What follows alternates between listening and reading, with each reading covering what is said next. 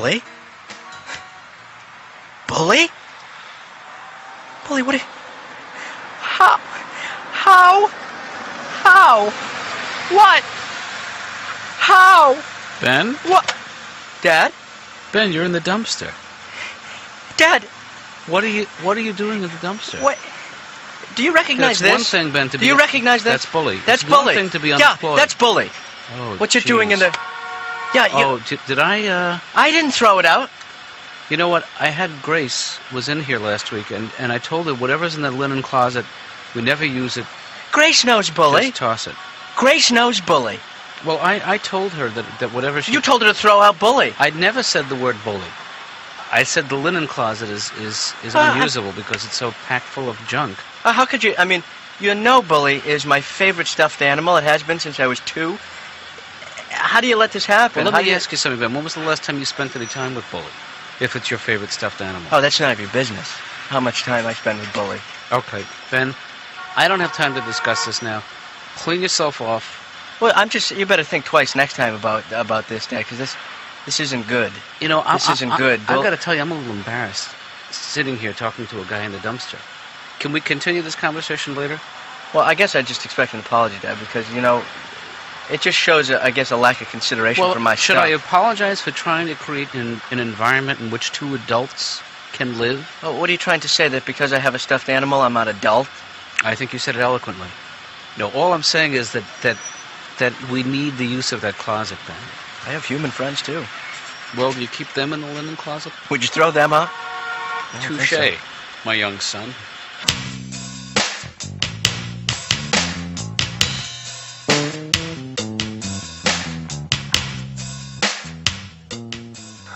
Ray? Yeah. Now, you didn't go into this marriage thing blindly, you know. Somebody should have told me, son. You should live together first. That's what you should do. I didn't know what to... You know why? The first day you move in, you realize I had no experience. I came from my parents' house. Right. The first day is crucial because you make the choices that don't seem important. Like, what side of the bed do you want? Right. Oh, that seemed like it was trivial at the time, but that's my side for life now. I blew the call. I didn't look at the TV angle. No, you don't think about those things. You know what I did? I went with my childhood instinct. I took the side that was away from the door in case the boogeyman comes in. I factored that in. Ah. All right, the boogeyman will get her. I'll be in my spaceship by then.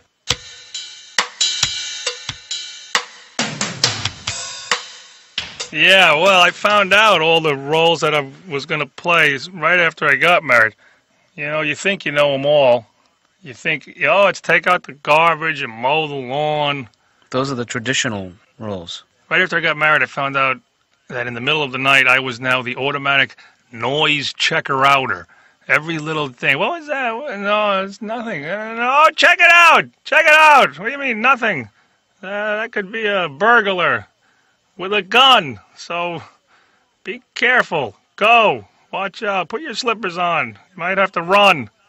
Bring me up a yogurt if it's nothing. Either way. I want a yogurt either way. Don't come back without a yogurt, slipper boy. Oh, so you're I'm the noise checker.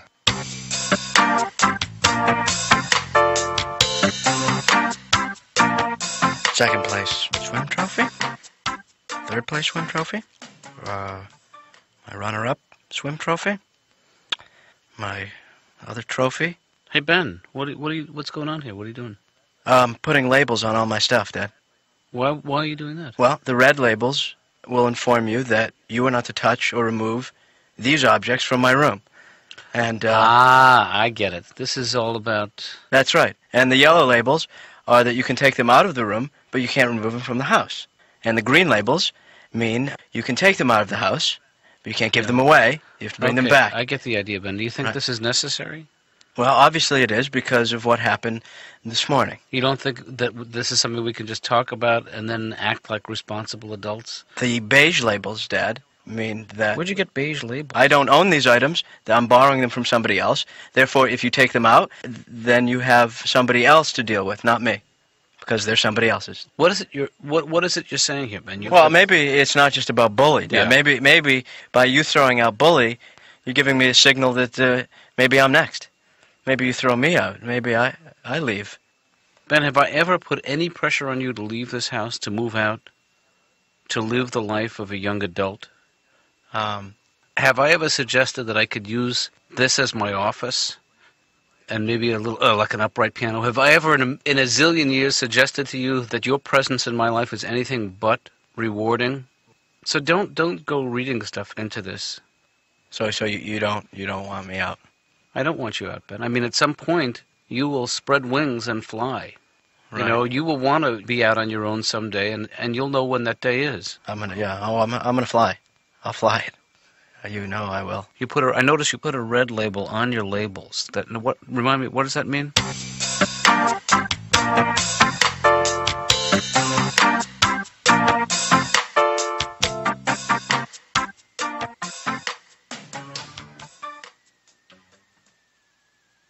Well, the fox went out on a chase one night. He prayed for the moon to give him light. Okay. He had many a mile It's nice. to go that night before he reached the town. Oh, come on, Ben. Okay. Town. Dad. Come on, Benny. Dad, whoa. Dad, hold up here. Dad, I don't mean to interrupt, but I think I'm gonna turn in. Okay. Ben, you used to love that song. What's the matter? Well, I still love it, Dad. And Yeah. it's a great old song. I'm just a little tired, I guess, and a little too much excitement for one night. You know, first the chicken pot pie, now the song. I get it. You want to hear some Snoopy Dog? Is that it? Snoop Doggy Dog. I can do that. No, Yes. Dad. Ow. Yeah. I think I heard something. I don't even know contemporary music. I lost track after the Buckinghams retired. Want to hear a little blues? No. That's bluesy, all right. Wow, this is exactly what I didn't want to hear right now.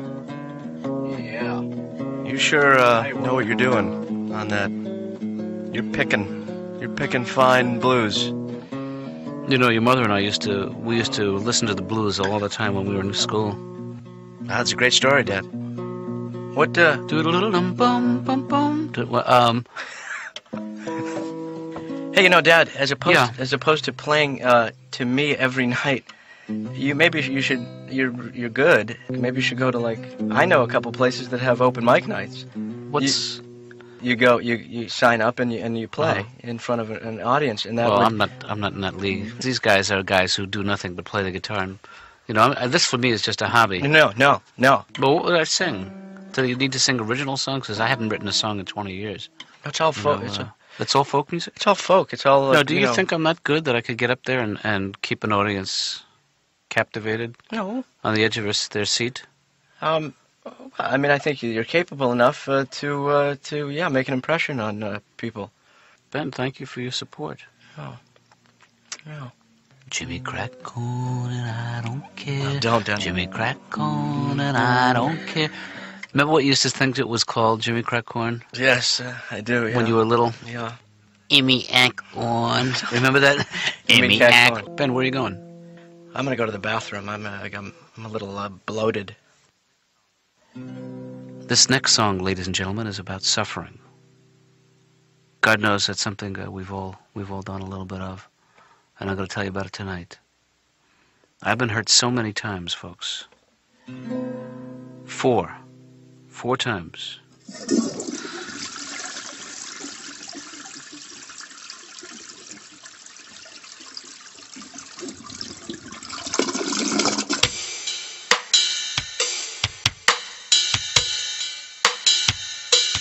Guess what I paid for this sweater?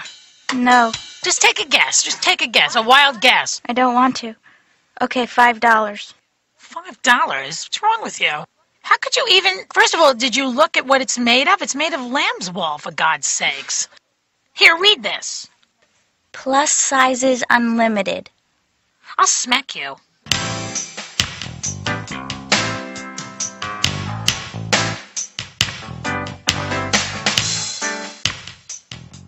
So think back to your childhood, Yeah. a little further, and how do you remember your mother?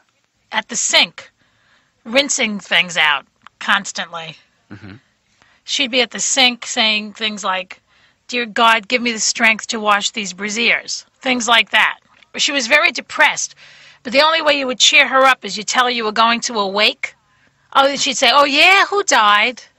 That would perk her up. Well, I'm divorced. Yeah. Yeah. And I don't really want to get married again. Mm-hmm. I'm at the point where I want a man in my life, but not in my house. Right. I'm on the phone all day long. I don't really see what they could do all day long with me. My feeling is come in, attach the VCR, and get out. Geez, that's a pretty strong statement. Why all the anger at men? Where's that coming from? Well, no, it's not that I like men, but I could get angry with them, yes, indeed. Last year I spent $850 on pantyhose. Men are still wearing the same socks they wore to junior high school. They call them their lucky socks. How do you know that? I'm sick of them.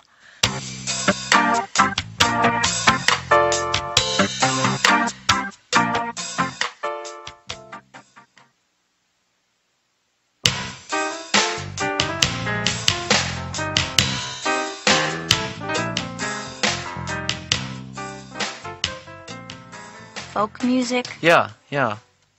like an open mic, like anybody can go. Kind Right. Like he gets up and he gets to play a song. Folk songs. Yeah, old folk songs. That he wrote? Some originals, couple covers. Really? Yeah. And I thought you'd like to maybe come along, with me and listen to him. To be honest, that sounds so horribly painful and humiliating. I mean, for you and for him. Yeah, sort of. I'll go. Really? Yeah. Great. Sex and marriage, it's a cliche, but you have to work at it. You have to reinvent the sex. Someone actually told me to spice up the sex to try going to a motel. Sure, if that works, They get a babysitter, go to a motel. Right. We tried that, and the weird thing is they give you the motel room for 4 hours. I don't know about you, Doc, but who needs a room for 4 hours? Well, some people, they like to, unpack and make the place their own. Show me the 20-minute room, that's all. The 20-minute room has to have a TV and a wake-up call, that's all. Do you have a drive-through? Because I know what I want. 4 hours. Who are these guys who need a room for 4 hours? They think they do. That's the way it is. It's always that way with sex. You're in the 4-hour mode when you start. You're like, oh, this is gonna be a marathon. Oh, I'm gonna wear a number on my back, and people are gonna have to bring me cups of water. And it never ends up because it's always pacing. That's what it is. That's my problem. My pacing is off because I start in the 4-hour pace, but something, you know what it is? You always go that one move too far, and then you try to save it. No, don't move, honey. Freeze. Don't. You moved! You moved! It's not my fault! Come on, you clearly exhaled. Don't look at me. Where's the remote?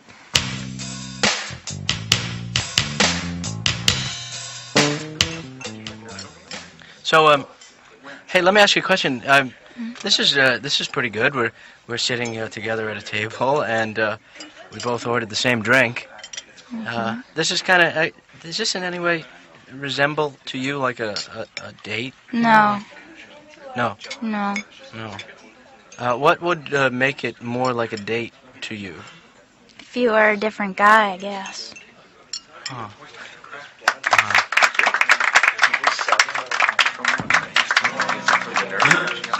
Can you hear me? Can you hear me in the back? What's he talking about? There's nobody back there. If you want to move up, there's some seats up front, everybody. Well, first of all, thank you very much. And this first song is a song that I wrote. I'm a little nervous, you have to bear with me here. I wrote it when I was 23 years old, and discovering for the first time that loving someone was no guarantee that they would love you back. It's called Loving Someone is No Guarantee that They Will Love You Back. And it goes like, I was just to give you a little more background, I was a student living in a farmhouse with 5 of my best friends And my dog Muzzy, Black Labrador. I think he's losing them. Yeah, I think he's losing me.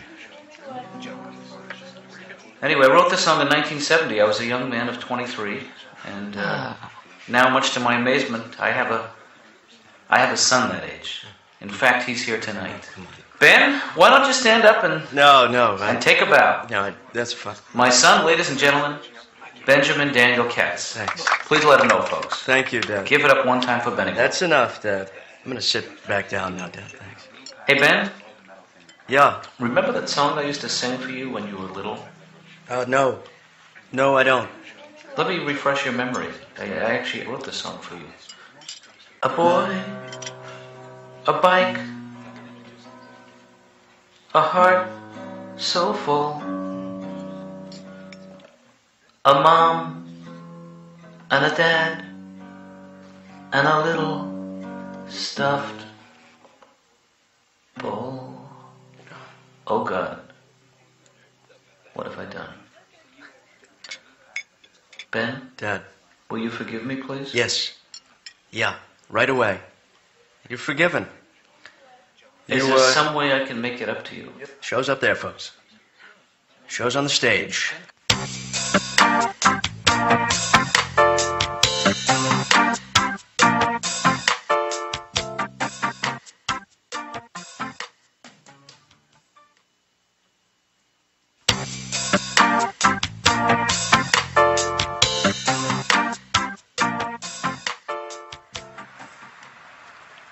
Hey. Sorry, I left. I came out here to pee for a while. Yeah. Yeah, I had to get out. That was really painful. I mean, It was it really, was hard for me. really painful. Yeah, that was particularly hard on me. I mean, he was tense, but I But you know sort what? of tensed up there too. It was like the good kind of pain, you know? Do you know what I mean by the good kind of pain? Like No. when you have a canker sore, like right on the inside of your cheek, and you just keep chewing on it because it's like the good kind of pain. Yeah, you yeah, can't I stop. It's sort of yeah. like a turn on. Really? Yeah. Oh, I could chew on sores all night. I love them. I love sores. I chew on a big sore.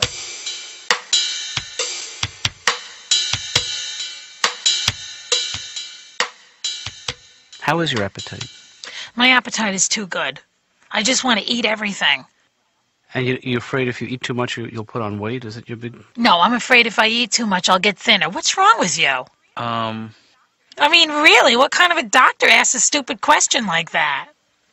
I feel hostile towards you now. That's okay. Just let it out. You know? I'm letting it out. Okay, well, let it out slowly. How does it feel to be bald? Do you want to hurt me? Is that what this is all about? Do you want to make me feel the kind of pain you're feeling? I find you repulsive. There's a hair, like you have nose hairs. I find that so repulsive to see nose hairs. You have no idea. Do you think I should wear them up? Are you sexually attracted to me at all? That's a tough one. I don't think that's an appropriate question. This is a therapist's office. I thought I was supposed to ask anything I felt like asking. You told me I could say anything I want. Now you're saying no? I'm not saying you can't ask me, but I need to know why you ask. I find you looking at me sometimes in a very leering manner. That's a defect. That's a palsy in my I was in an accident, and I leer now. I don't believe you. I think that you're a pervert. That you really are leering and ogling.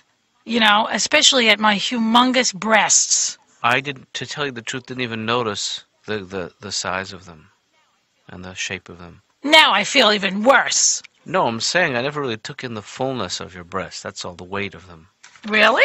But, Joy, in my role as a therapist, how I feel about you as a man is not really germane. Is there something disgusting and despicable and hideous about me that you haven't shared? I've shared it.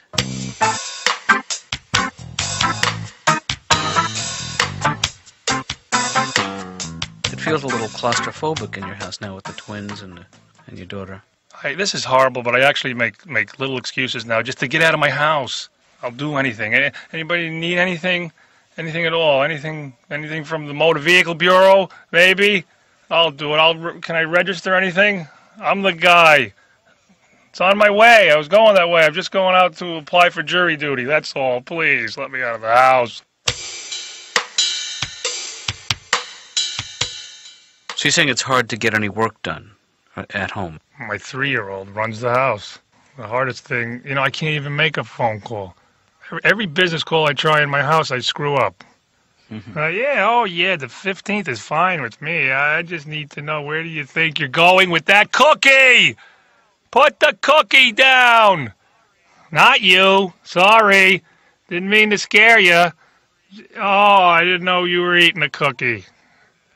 Of course I'm interested. Every time I'm there, I smell cocky.